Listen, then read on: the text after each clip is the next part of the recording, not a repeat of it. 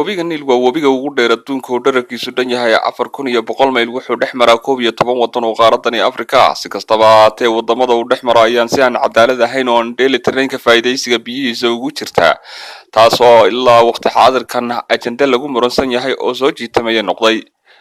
waqtiyo hore oo tagay waxaa heshiis ay ku wada galeen labada waddan ee Suudaan iyo Masar kaliya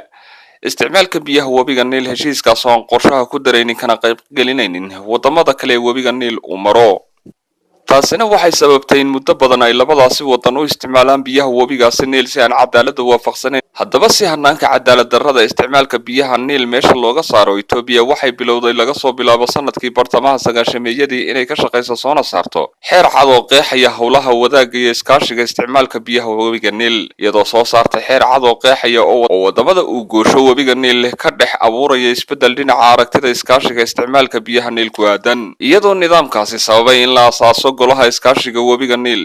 xeerkan ku qotomay isticmaalka biyaha webiga Niil ee dalka Itoobiya soo saartay ayaa wuxuu bog cusub u furay dhammaanba wadamada uu maro webiga Niil kaas oo dalka Masar qasab kaga dhigay inay ka mid noqoto sidii ay doodo iyo wada xaajoodiyo uga yeelan lahaayeen sida la wada ogsoon yahayna wadanka Masar ogolaansho ayay ka muujisay wada xaajoodka golaha loo dhan yahay inay ka mid noqoto balse sidii la rabay uguma aysan qayb qaadan geedi socodka hirgelinimada xeerka wadaagga biyaha webiga Niil iyadoo ka shaqeynaysa caqabadaha hor istaaga geedi socodyada xeerarka wadaagga xidhiidhka webiga Niil waxayna ku howlanayd dhaqdhaqaaqyo bari gantaalaya ama jabinaya xeerarka hadba dalalku ku heshiiyaan sida xildheerayowga waaxdani ay cadeynayaan Masar inay ku andacoonayso in xuquuqda taariikhiga ee ay u leedahay markasta ay soo dhigayso fikrado ku jaangooysan heshiisyadii u gumaystayaasha reer galbeedku dhigeen kuwaas oo ah talooyin aan cadaalad waafaqsanayn isla markaasina aan ka qayb gelinaynin wadamada kale ee webiga Niil uu maro ama la wadaaga እንግዲህ በዋናነት ግብጽ እስካሁን ድረስ የሚከራከርበት የአባይ ወንዝ ታሪካዊ መብታችን ነው የሚል ነው እንግዲህ ምንድነው የሚሉት እነሱ ከክርስቶስ ልደት በፊት ጀምሮ የግብጽ ህዝብ በአባይ ወንዝ ሸለቆ ውስጥ በእርሻ እየተዳደረ በአባይ ወንዝ ላይ የተመሰረተ ኑሮ ነው ያለው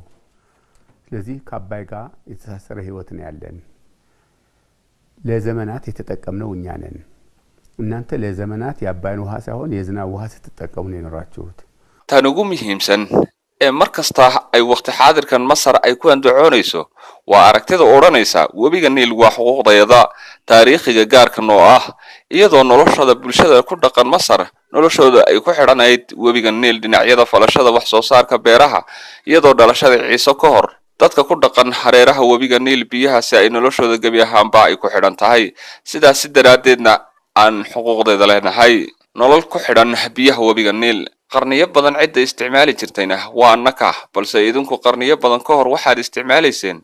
biyaha roobka ma inaad isticmaalin biyaha webiga Niil sidaa daraadeedna waxaa jira aragti oranaysa xuquuqda haysashada webiga Niil waa cidii u horeysay haysashadiisa ayaa xor u ah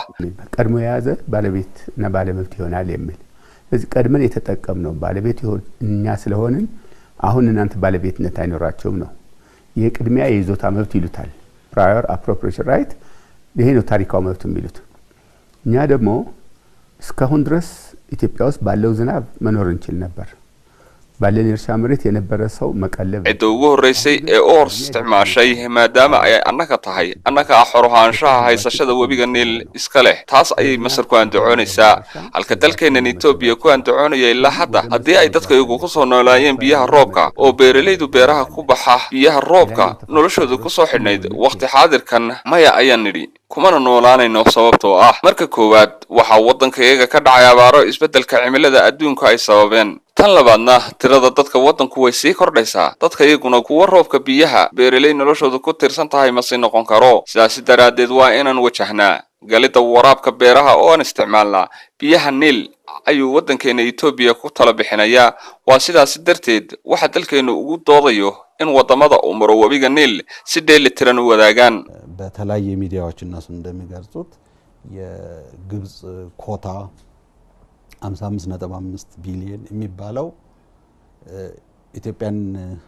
ጋር ምንም ያላማከረ እኛም ተቋማችንን የገለጽንበት ሆኖ ግን የውስጡ ስምምነቱ ቀጥታ ያለው ዶክመንቱ ውስጥ arinta inta badan saxaafada ay ku sheegayeen ee oranaysa qoondada dalka Masar ay ku leedahay webiga Abay waa 5.5 boqolkiiba bilyan waxaanu cadeynay inay tahay mid aan lagala tashan Ethiopia iyadoo sidaas ay tahay dukumentiyada heshiiska gudihiisa si toos ah waxa ugu cad guud ahaan 84 bilyan biyaha Abay 5.5 bilyan waxa isticmaala Masar 18.5 boqolkiiba bilyanna dalka Suudaan 10 bilyanna boqolkiibana biyo xidheenka Aswan Dam halka wadamada kalena heshiiskaasi uu siinayo boqolkiiba eber gebi ahaanba inay isticmaalaan ayuu cadeynaya taasi oo iyagu 60 ilaa 70 sano ka hor sidaas ay ku isticmaalayeen maadaama ay saxaraha degan yihiin biyahaasna ay inta badan uga isticmaalayeen taas oo dhulka wax soo saarkiisa dhaqaale waxtar u leh ay ka heleen laakiin dalkayaga Ethiopia tan iyo intaasi aad dhaqaalaha si fiican uga soo sameeynayeen muddada badan laga soo bilaabo boqortooyadii Haile Selassie dargigii iyo waqti xaadirkanba waxaad biyaha gabi ahaanba isticmaalayseen idinkoo nagala tashan khatarta soo wajihi kartana anagoo fiirinayna dalkaasi Masar siyaabooyin kala duwan shirar sharaa'id ku warbixinayna qaramada midoobay iyo midowga Afrika ba isla markaasina ku cadeynay sida aan arintaasi uga soo horjeedno haddaan Ethiopia nahay go'aamadaas sida ayay iyakuba uga soo horjeedaan fikirkayaga ይሄን የሚሉት ለምንድን ነው የቅኝ ግዛት ውሉ የቅኝ ግዛት ውል ነው እነዚህ ሀገሮች ከቅኝ ግዛት ነፃ ወጥተዋል ግን የቅኝ ግዛት ውልን ደግሞ ይዘው መቆየት ይፈልጋሉ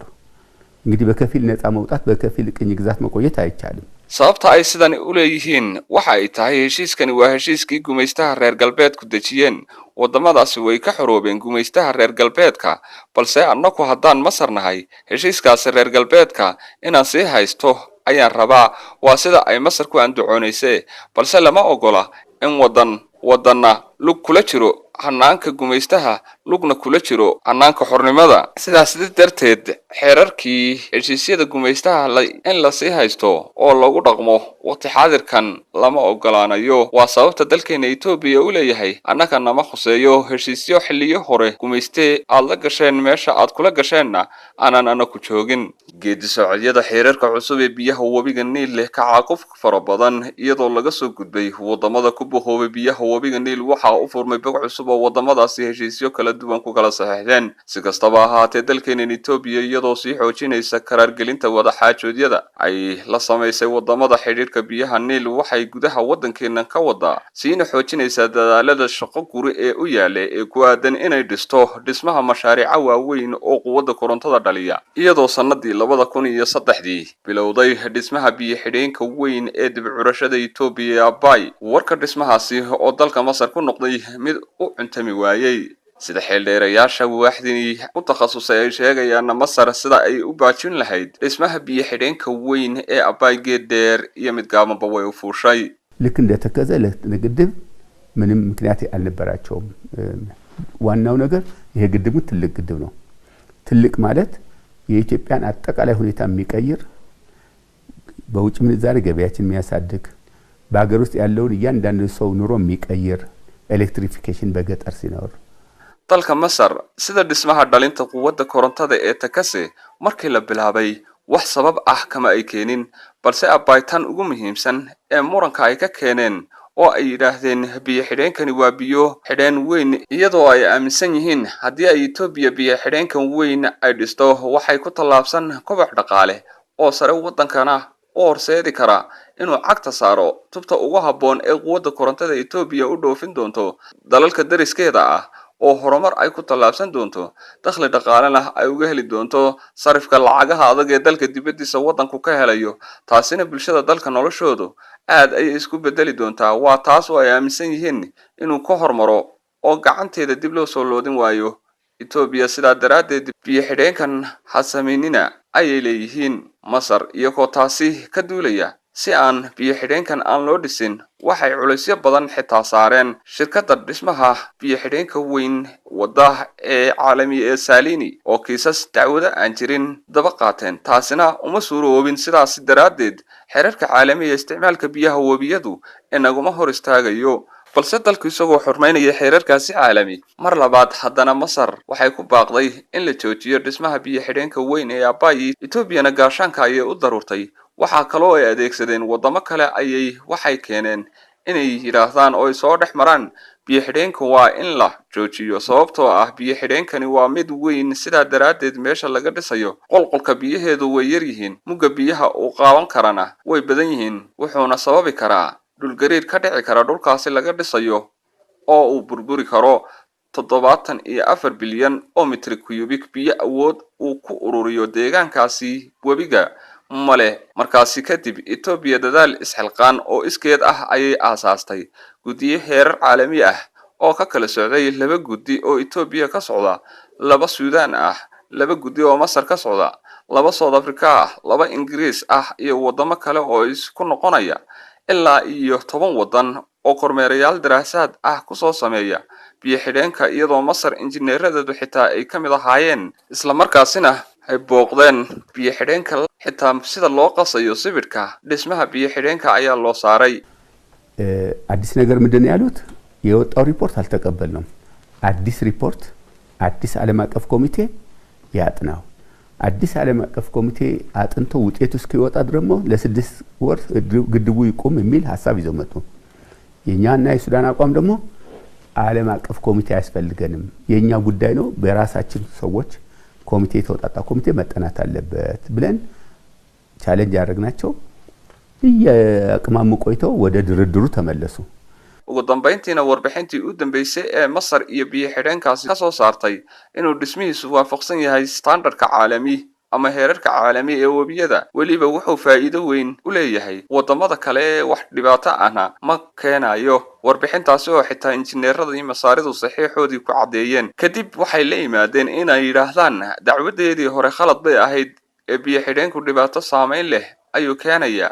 wax Ethiopia ay naga qarsayaya jira warbixin dhameystiran nagama siin ay mar saddexaad ku soo andacoodeen ma aqbalayno ay yiraahdeen Suudaan way aqbashay markaasi kadib Suudaan waxay noqotay taageero Ethiopia ah oo Masar way ka leexatay marka la shirkii u horeeyay caasimadda Suudaan ee Khartoum lagu qabtay ayay si buuxda ku sheegeen inaysan aqbalayn warbixinta caalami ee ay guddiyada caalami webiga ka soo saareen sidaasi daraadeedna waa in guddi caalami daraasaad caalami iyo kormeero kale oo labaad si cusub loo sameeyo shacabka Ethiopia dhaqdhaqaaqyada wadaniyadeed ee 7 sano ka hor bilaabeen inay dareen shacab geliyaan dhismaha biyo-xidheenka weyn ee Abay hadda boqolkiiba 63 ayuu marayaa dhismihiisu dhammaanba kharashka ku baxayana muwaadiniinta Ethiopia gacanta ay ka geysteen ayaa ku cad dhismahaasi si xawli ahna uu socdaa shakhsi kasta oo Ethiopian ah wuxuu si weyn maankiisa uga gooxaya oo u sugaya marka labada tarbayn ee ay shaqadooda la dhalineed bilaabaan taasina waa rajada quraha ee dhammaanba muwaadiniinta dalka qof kasta oo kamid ah uu sugayo waqtiga uu dhamaado una hanqaltaagayaan si kastaba haatee dhawaan talada cusub ee siyaasiyiinta reer Masar keeneen arrimaha biyo-xidheenka weyn ee Abay iyo qaab socodka diblomaasiyadeed waa mid aan hore looga baran wasiirka arrimaha dibadda ee Masar Samah Shukri kulamadii uu kula sameeyay caasimadda Addis Ababa ra'iisul wasaaraha Jamhuuriyadda Dimuqraadiga Federaalka Ethiopia Haile Mariam Desalegn iyo dhigiisa dalkan Ethiopia warqina gabayo talooyin ikhtiyaar uga soo jeediyay biyo-xidheenka tallaabo dalkaasi Masar ku qasbanayd ayaa waxay taladaasi ahayd mid ay calaamad su'aal saareen siyaasiyiinta dalkaasi Masar oo aan looga baran taladaasi wasiirka arrimaha dibadda ee Masar soo jeediyay Ethiopia ayaa waxay ahayd mid oranaysa bangiga adduunka wada hadallada arrinta Abay dhexdhexaadiyaha ka noqdo in arrintaasi xal waara uu banka adduunka u soo sameeyo daraasaad cilmi sayniska ku dabaqaysa oo xal waara ka keenay ayuu yiri Samah Shukri sida xildheerayaasha waxdani cadeynayaan in tallaabadani cusub ee Masar ay tahay laablakacadeedii hore looga bartay ee ay ku mujaxaabinaysay xiriirka iskaashiga saddexda dal wada hadalladooda muddada soo socday አዲስ ነገር ሚሉት ነገር አሁን አይደለም አዲስ ነገር ሌላም ጊዜ አዲስ ነገር ይዘን መተናል ብሎ ያቃሉ ነው አዲስ ነገር ምንድነው ያሉት የወጣው ሪፖርት አልተቀበልንም አዲስ ሪፖርት አዲስ ዓለም አቀፍ ኮሚቴ ያጥናው አዲስ ዓለም አቀፍ ኮሚቴ አጥንቶ ውጤቱ እስኪወጣ ደግሞ ለ6 ወር ግድቡ ይቆም የሚል ሐሳብ ይዘው መጡ የኛና የሱዳን አቋም ደግሞ ዓለም አቀፍ ኮሚቴ ያስፈልገንም የኛ ጉዳይ ነው በራሳችን ሰዎች ኮሚቴ ተወጣጣ ኮሚቴ መጠናት አለበት ብለን ቻሌንጅ ያደረግናቸው የአቅማሙ ቆይተው ወደ ድርድሩ ተመለሱ arrinta odhanaysa qorshe cusub ayaan haynaa hadda ka hor boqorsho cusub ayaan haynaa ayay soo jeediyeen arrinta cusub ee markan waan haynaa ay yiraahdeen waxay ahayd mid odhanaysa warbixinta guddiga kormeerayaasha caalami iyo biixideenka ka soo saareen ma aqbalayno ayay ahayd iyagoo weliba soo dhigay in daraasaad cusub iyo guddiyo cusub loo saaro ayay soo jeediyeen taasina muddada ay guddigaasi daraasaadda cusub warbixinta ka soo saarayaan waa muddo 6 bilood dhan oo Masar markaasi ku andacoonaysa muddadaasi 6 bilood ahna howlaha dhismaha biyo xidheenka in la joojiyo ayay ku baaqayaan halka dalkeenan Ethiopia iyo Suudaan arrintaas ay ka soo istaageen go'aanka odhanaya uma baahnin guddiyo caalami arrinku wuxuu kaliya u yaalaa saddexdeena dal markaas waa inaynu inaku guddi saddex dal ka kala socda la soo saaro oo daraasaadka loo saaro kana soo sameeyaan taas ayaan kula talinay tartan ficilna ku gelinay uguna falcelinay sidaas ay dib iskaga laabteen dalkaasi Masar muddo ay markay wada xaajoodyada saaxadiisa ka maqnaayeen ku soo laabteen wada xaajoodyada waxayna caqabad ka keeneen in inta dhismaha biyo xidheenka Abbay socdo wax wada xaajooda ah ayna la galaynin labada dal isla markaasina Ethiopia saddex qodob ayaan kaga go'aan qaadanaynaa ayay ku soo jeediyeen goobtaasi qodobka koowaad ee kaga go'aan qaadanayna wuxuu yahay ayay dhaheen kow deeqaha iyo deymaha caalami ee ay hesho Ethiopia ayaan ka xayiraynaa laba maxkamadaha caalami ayaan ka dacweynaynaa saddex tan saddexaadna waxay sheegteen in dastuurka dalkooda qodob ka mid ah ay ku darayaan kaasoo qeexaya in Masar taariikhda xuquuqda xaq u lahaanshaha biyaha webiga Niil ay Masar leeyihiin ku ansixinayaan wax qodobadaasi ay sheegeen in maxkamado caalami ay naga dacweeyaan ma jiro sababtoo ah wax qodobadaasi ay sheegeen in maxkamado caalami ay naga dacweynayaan ma jiro sababtoo ah wax xeerar iyo qaraaro aan wada saxiixanay oo aan jabinay ma jirin qodobka labaad ee ay yiraahdeen waxaan idinka xayiraynaa ama idinka jaraynaa iyadoo biyo xidheenka oo kaliya aan ahayn deeqaha caalami iyo deymaha gaar ahaan dhinacyada deeqaha caalamka u fidiyo Ethiopia waaxaha caafimaadka iyo beeraha cid maqashay oo dhag jala qosaysa dacwadooda ama aqbashay caalamka ma jirto Ethiopia wax deeq iyo deyn caalami ah oo laga jaray ma jirto deeq iyo deymo caalami oo ka badan intii hore ayuu dalku helay sanadadan balse qodobka saddexaad ay sheegeen inay ku sameynayaan dastuurkooda qodobka 44aad ayay ku dareen kaasoo qeexaya in Masar taariikhda xuquuqda xaq u lahaanshaha biyaha webiga Niil ay Masar leeyihiin taasna maadaama uu yahay dastuur ay iyagu gacanta ku haystaan Ethiopia wax dhiba kuma hayo markaasi kadib muddo waxay ku adkaystaanba inta dhismaha biyo xidheen ku socdo wada xaajoodka ma galayno waxay rogaal celin ka keeneen in xalka kaliya ee arrinkan yahay wada xaajood la wada galo oo kaliya ee aan Ethiopia booqasho ku imaado ayuu ra'iisul wasaaraha dalkaasi codsaday inuu yimid xilligaasina waxa wasiirka wasaaradda biyaha ahaa Alamaayo Tagano markii la soo hor fadhiistayna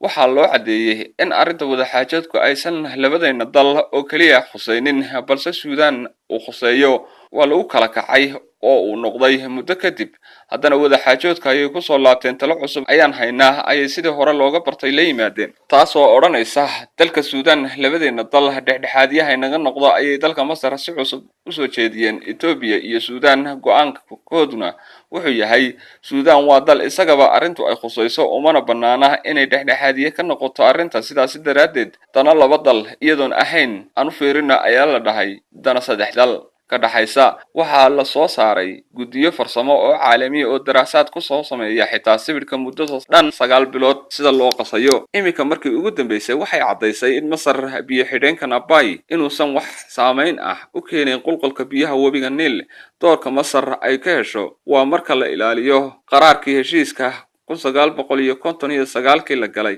kaasoo qodobkii 14aad oo aan horeyba dalkeenanu u qaadacay maadaama uu xeer heshiiskaasi 100% siinayo biyaha webiga Niil Masar iyo Suudaan heshiiskaasi haddaan la jabin waxba saameyn togan naguma keenayo biyo xidheenka Abbay ee Ethiopia dhisanayso biyuhuna isma dhimayaan xagayaga ayay ku baaqeen mar kale waxay haddana si cusub u soo rogaal celiyeen iyagoo soo dhigay in banka adduunku dhexdhexaadiye ka noqdo wada xaajoodyada webiga Abbay mar labaad taasoo la mid ah muddo 9 bilood ah daraasaad guddi farsamo ay wadeen sidaasi ku istaagto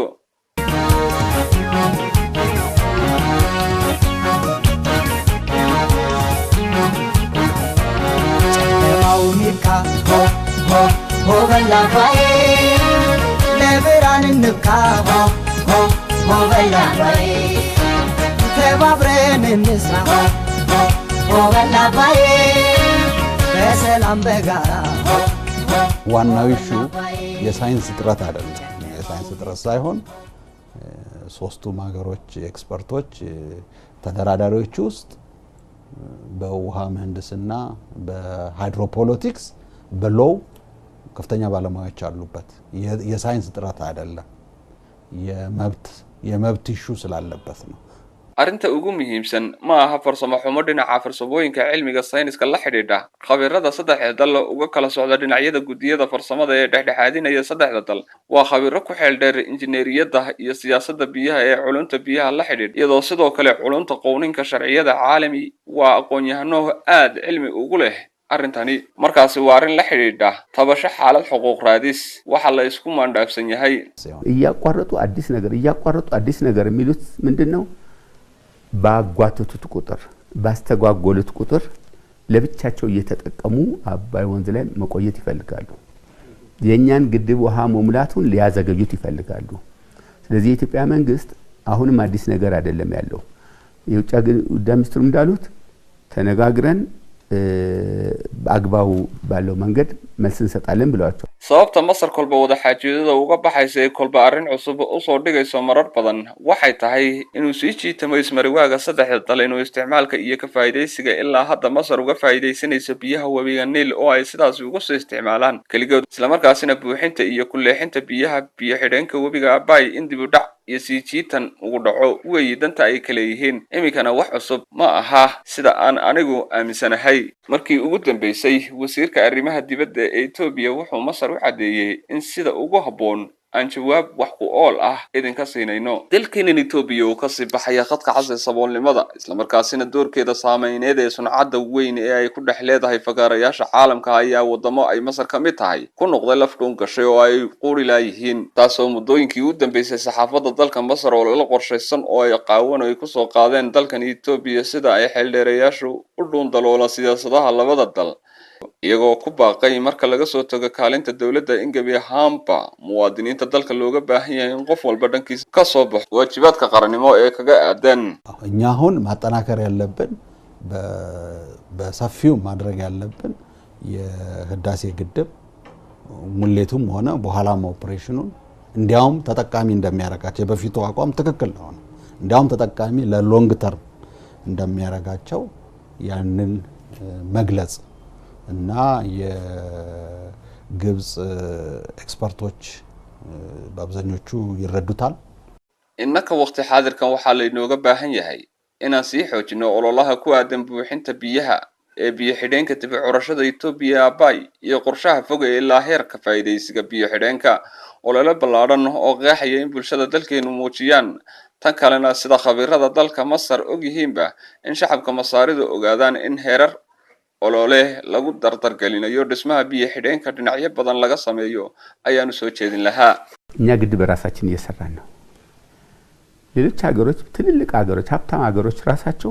በራሳቸው ገንዘብ ግድብ አሰሩ አሁን የአሜሪካ ትልቁ ግድብ ሆቨር ዳም የሚሉት የአሜሪካ መንግስት ከ6 ኩባንያዎች ብድር ወስዶ ነው አሜሪካ ሆቨር የሚባል ግድቡን የሰራው ቻይና በአለም ትልቁ ግድብ ስሪ ጎርጅ ከ7 ዓለም አቀፍ ባንኮች ብድር ወስዳ ነው ግድቡን የሰራችው dalkeena Ethiopia shacabkiisa ayaa biyo xidheen ka dhisaya wadamada waaweyn ee qaniga ahiba lacagtooda biyo xidheeno kuma aysan samaysan markaan eegno dalka Mareykanku biyo xidheenkooda weyn ee Hoover Dam la yiraahdo waxay ku dhiseen deyn ay ka amaahdeen 6 shirkadood dhinaca kalena dawladda weyn ee Shiinaha biyo xidheenkooda weyn ee Three Gorges la yiraahdo waxay ku dhiseen deyn ay ka heleen 7 bangi caalami si fiican ugu fiirso waa wadanka koobaad iyo wadanka labaad ee dunida ugu qanisan biyo xidhoonadooda waxay ku dhiseen deyn ayay ku dhiseen laakiin dalkeena Ethiopia oo adduunka looga yaqaan dal sabool ah iskeed ayay biyo xidheenkeeda ku dhisaysaa ka qaybgalka shacabkeeda tani fariin weyn ayay gudbinaysaa sababtoo ah saboolnimadu nagama hor istaagin inaan dhisano biyo xidheenka weyn ee Abay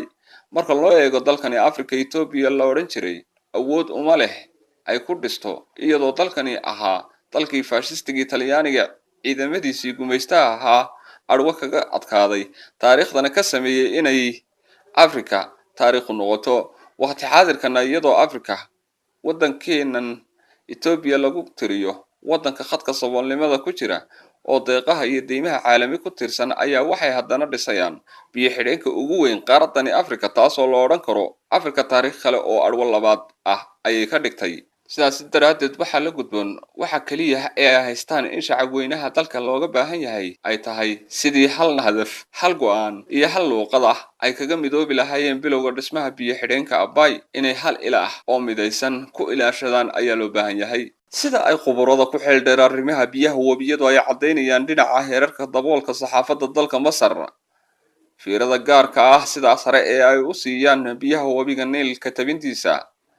iyo biyo xidheenka weyn ee Abay ee dalkeena Itoobiya warbaahinta dalkeena Itoobiya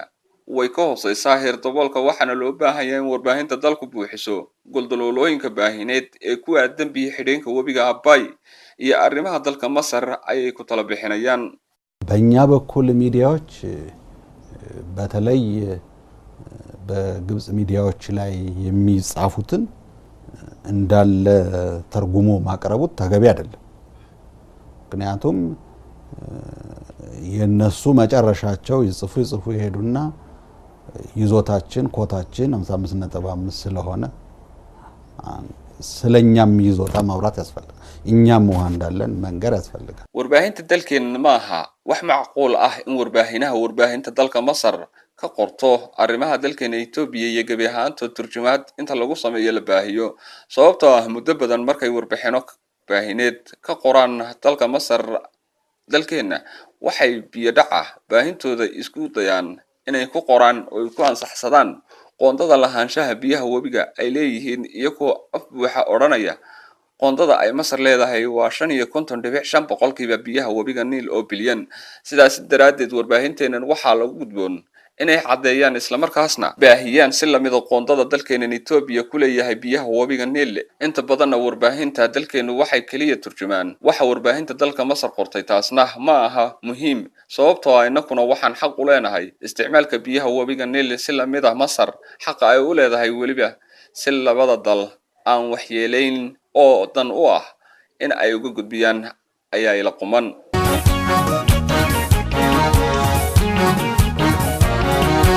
Maunika ho ho ho bella vai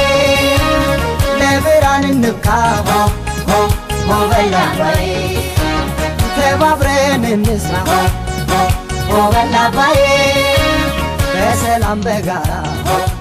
ግድቡ ሊሰራ ግንቡ ለመጀመር ለ1 ኪሎ ሜትር ውሃው ሲጠለፍ ውሃው ወደ ግብጽና ሱዳን ተመልሶ እንደማይሄድ እንደተጠለፈ በውሃ ጥማት ህዝቡ እንደሚያልቅ ሲያራግቡት ነው ሙርሲ በቀጥታ የቴሌቪዥን ስርጭት የሁሉ ነገር የተናገረውና ሚዲያዎቹ በጣም አፍራሽ የሆነ ነገር እየሰሩ ናቸው sidaan wada ogsoonahay warbaahinta dalka Masar muddadii dhismaha darbiga biyo xidheenka la bilaabay ee biyaha wabiga la leexinaya 1 kiiloomitir waxay baahiyeen in biyaha wabiga ee Suudaan iyo Masar oo qulqulaya ay heerkooda hoos u dhici doono isla markaasna labada shacab labadaas dal ay haraad u dhiman doonaan ay TV-yadooda si toos ah uga baahiyeen dhanka warbaahinta dalkeenana ayna wax jawaab ah ayna ka sameeyeen inagoo arrimaha qaranka saacadaha hawada baahintada raadiyoga iyo TV-yada dalkeenana ku buuxiya saacado badan barnaamijyo kale iyo heerar dabool baahineed ee biyo xidheenkana aynaan ka sameyn kan isboortiga xitaa uu ka sii hooseeya inay fiiro gaar ah siiyaan ayaa loo baahan yahay warbaahinta dalku tan kale labaadna kaalinta aqoon-yahanada dalkan Itoobiya kaga aadan arrinta biyo xidheenka goldaloolooyin weyn ayaa ka jira sidaan anigu aaminsanahay arrintani waa arrin qaran arrinta biyo xidheenka Abay dalkan Itoobiya hal shakhsi oo ka soo horjeestay ma jirin waxa hal mar shacab midaysiiyay ayaa jira